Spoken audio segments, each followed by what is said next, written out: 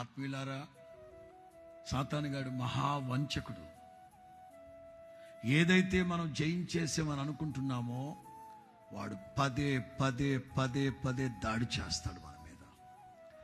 ఏదో పైకి బాగానే కనబడుతున్నాడు కానీ అబ్రహాము విశ్వాసులకు తండ్రి మనసులో మానసికంగా కృంగిపోతున్నాడు. ప్రియులారా, మీరు ఎవరైనా మానసికంగా కృంగిపోతున్నారా?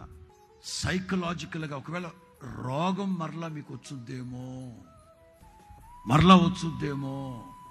పలానోళ్ళు గతంలో కొంచెం ఇబ్బంది అయింది వాళ్ళతో, మరలా ఇన్ కేస్ వాళ్ళు మరలా ఏమైనా,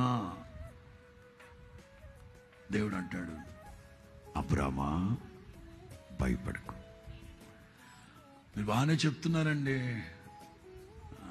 ప్రెషర్ అనిపించేది నేను కదా, అందుకే టెన్షన్లో ఉన్నావు గనక యెహోవా వాక్